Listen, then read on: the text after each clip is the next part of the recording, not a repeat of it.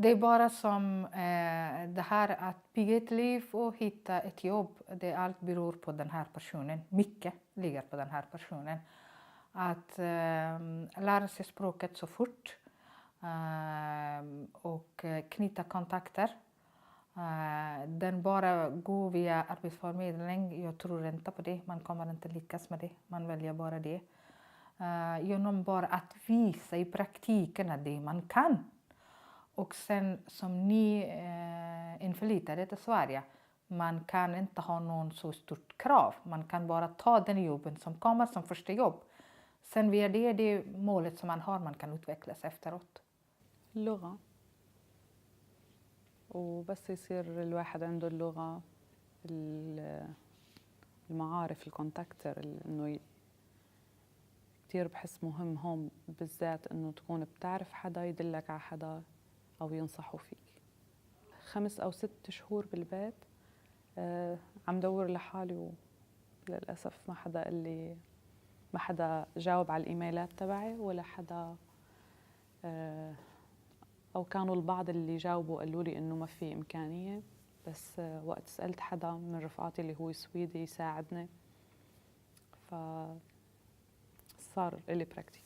إذا أنت ما عندك كونتاكتر بتعرف عالم، بيكون صعب إنك تفوت بسوق العمل أو بالبراكتيك أو بالشغل.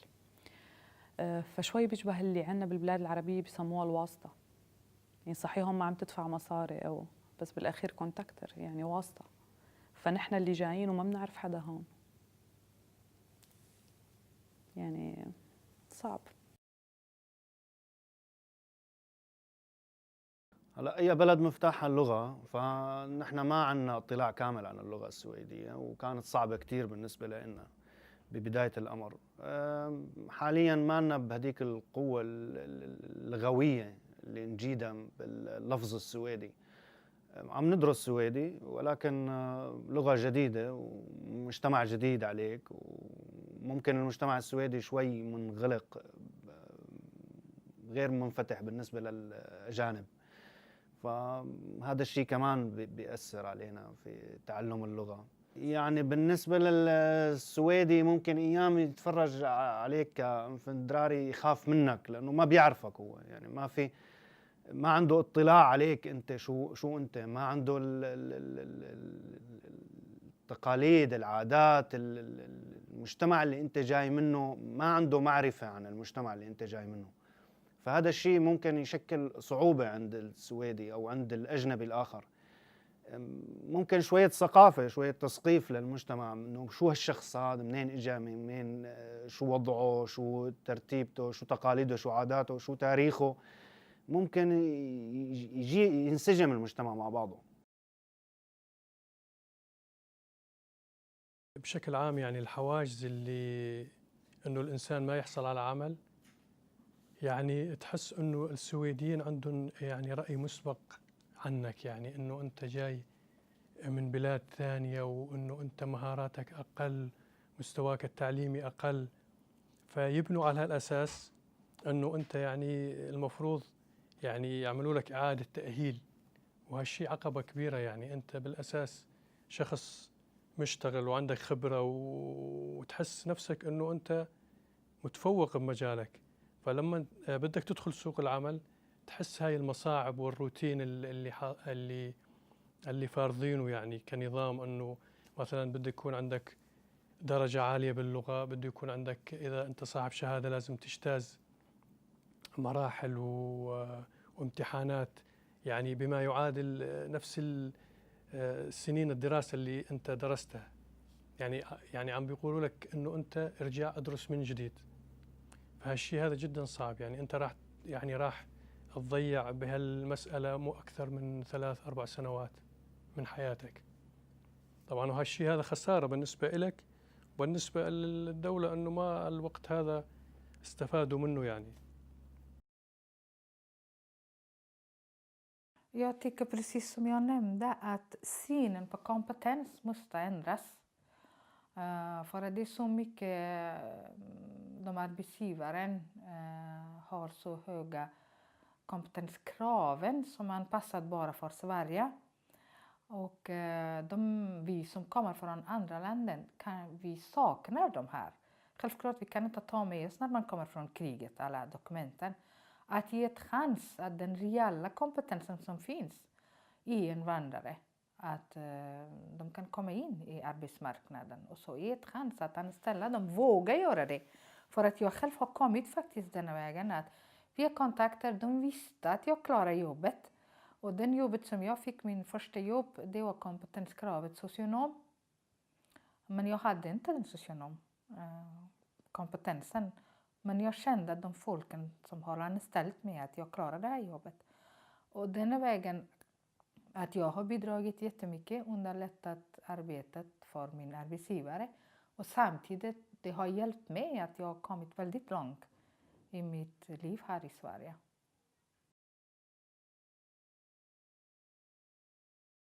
Fördelarna är många skulle jag säga. Det ger en mångfald i arbetsgruppen. Vi lär oss att få en omvärldskunskap. Vi lär oss jättemycket av varandra. Ibland kan man känna att vi i Sverige lever i vår lilla bubbla. Och vi hör att det är krig och elände, men det kommer inte så nära. Det gör det nu när man har arbetskollegor som har upplevt det och kommer därifrån. Vi lär oss också språk. Vi blir bra på och nyfikna på varandras språk, traditioner. Risker, jag tycker inte vi har haft några risker. Vi ser ju att vi kommer från olika kulturer och man får anpassa sig. Det som jag har märkt av mest som arbetsgivare, det är ju att hela det svenska samhället är ju styrt av våra traditioner. Vi firar jul till exempel. Då stänger nästan hela Sverige ner och man är tvingad i stort sett att ta ledighet. Medan när Eid är, då är vi inte, och då är det lite svårare att få ledigt. Så att, vi har olika traditioner. Där skulle jag säga att vi skulle bli bättre på att anamma alla kulturers traditioner. Att det blir lika rättigheter där. Alltså vi har ju, vissa av dem är ju genom, alltså traditionellt genom Arbetsförmedlingen. Sen finns det något sånt Good Malmö tror jag som är genom Malmö stad. Så att det är ju genom det och för vissa av våra anställda så får vi ju lönestöd. Och det är ju ett jättebra sätt att om man får lönestöd så det ska ju liksom ersätta för den merarbete som kan innebära i en första tid när man ska in en ny person i arbete. Så att det har ju fungerat jättebra. Jag tror också att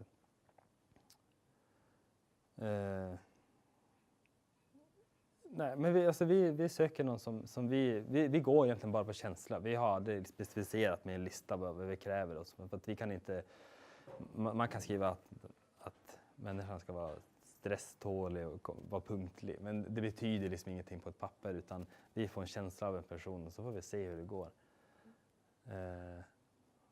Och det har nästan alltid blivit bra när vi har gått på känsla. Så vi tror på det. Sen så är vi ett litet företag och då är det ju lättare att gå på känsla. Skulle vi vara 800 anställda kanske det skulle vara svårt att gå på känsla med var och en. Jag förstår att det inte är samma rekryteringsprocesser i alla företag. Men för oss har det funkat och det kommer att göra det ett tag till. First of all, there's very simple things to make sure it's correct. To spend some extra time on it before sending it, to make sure that there are no spelling errors, that you have used the right reference number or not left, that you haven't left any things from your previous application, wrong company name or something like that. Because it's a very simple thing, but that irritates quite a lot. Assume we get quite a few applications. You need to start sorting somewhere, and that's a very basic and simple thing. Ask someone to read it through. But then, of course, trying to get an understanding of the background of the person. To try to get to know the person a little bit from the CV, to find the right level of experience, seniority and so on.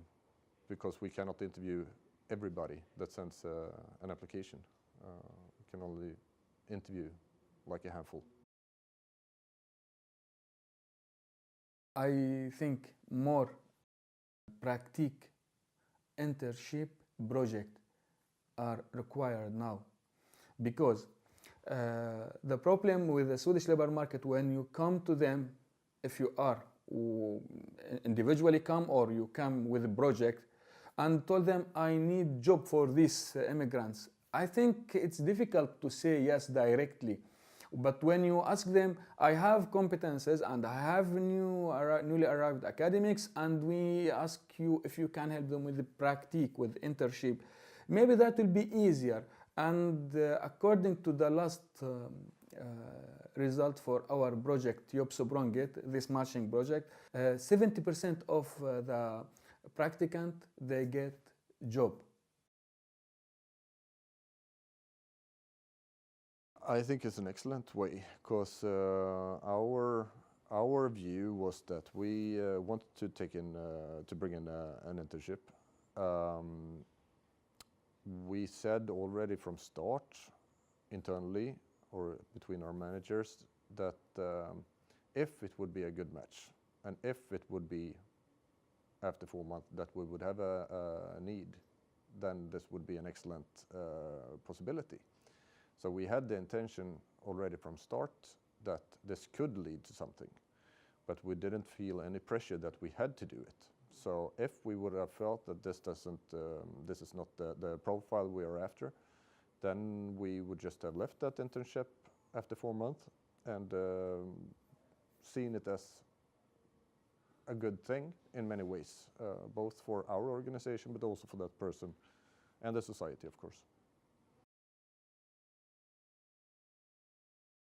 Här i Sverige direkt fick jag eller jag har jobbat mycket frivilligt, men inte på ett arbetsplats som man ska bli som anställd och kommer. Och där var mycket sociala koder, var jättesvårt. Och sen själva kontakt med varandra, med kollegor, var jättesvårt. Den kulturen som man har med sig, man kan inte ändra den bara på 1 år eller 2 år. Det har man i sig.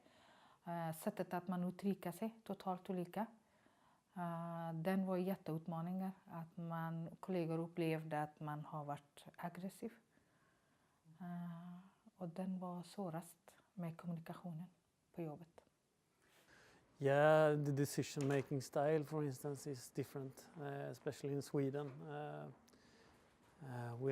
In Sweden, we need the buy-in from everyone often when we take decisions, and that could be a change or a difference from other cultures, where it's more the manager who decides and the rest follows the decision. Here it can be different, and I think it can be hard to understand if you're coming outside of Sweden. Do I dare to challenge my manager or challenge the decision? In Sweden, it's perfectly okay, and we encourage it. But in other cultures, it's not okay.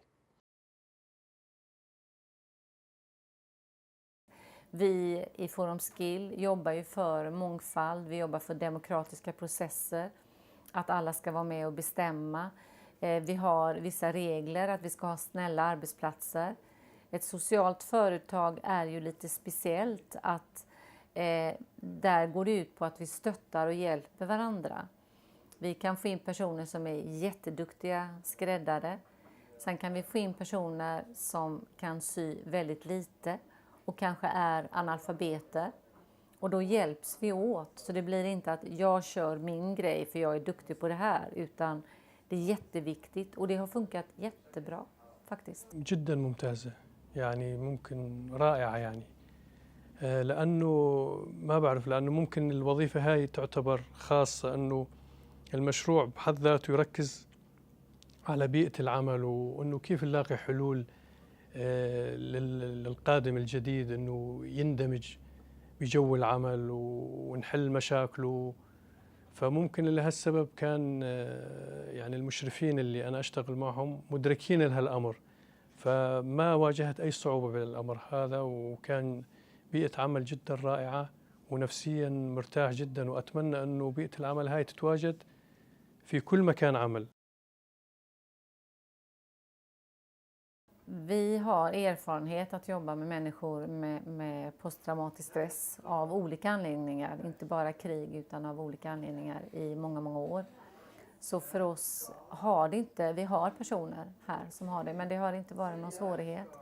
Utan jag tror att med medmänsklighet, lyhördhet för den personen och att den personen långsamt får komma in i arbetslaget, att man inte forcerar någonting utan man anpassar arbetsuppgifter och tider och så till den personen tills den känner sig trygg. Vi har fantastiska resultat här på Tråd och Trade där vi ser vad som händer med människor när man kan känna att här är jag trygg, jag blir sedd, jag blir uppskattad för det jag gör. Jag vet också att många arbetsgivare är rädda att anställa nyanlända, dels för posttraumatisk stress men också för språket. Och då har vi har försökt att testa en metod, och det är att hyra ut. Personen är anställd hos oss men jobbar hos en annan arbetsgivare. Där vi står för handledningen, åker ut och är med tills arbetsgivaren känner att de har lärt känna varandra, personen kan sitt jobb, och då kan vi släppa. Och då är arbetsgivaren redo att ja, men det här gick ju bra. Men de har inte arbetsgivaransvaret under ett halvår. För många arbetsgivare känner att det är ganska stort att ha ett arbetsgivaransvar. Utan då ligger det på oss. Det är en modell som vi skulle vilja utveckla. Vi har testat den en gång. Men vi har ju bara varit igång i 1 år med Tråd och Trade. Men det är någonting som vi vill utveckla. För det tror vi på. Jag var och lyssnade när alla immigranter kom till Sverige. Så var jag och lyssnade på Alice Bah Kuhnke. Och hon sa någonting som fastnade hos mig. Och det var att vi måste göra någonting nu. För det var ju utan de civilorganisationerna hade vi aldrig klarat av att ta emot alla dessa personer som kom. Men också att vi alla har ett ansvar om vi vill att integrationen ska lyckas. Vi har erfarenhet där den inte har lyckats. Där vi har förorter och personer aldrig har kommit in i jobb. Och med alla de här personerna som kom nu, då är det ett stort ansvar på oss som individer att få det här att lyckas. Och vi har tagit vårt ansvar i våra sociala företag. Och det har varit en fantastisk erfarenhet. Också att vända bilden på att när man är nyanländ och de bara sitter och de är bidrag och de får pengar. De personerna som har kommit till oss, de brinner av iver att jobba. Alla vill kunna försörja sig och sina familjer. Alla vill få tillbaka sin värdighet. För den tappar man väldigt lätt när man flyr naturligtvis ifrån hela sitt land.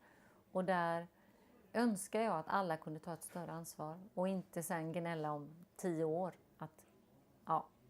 Så det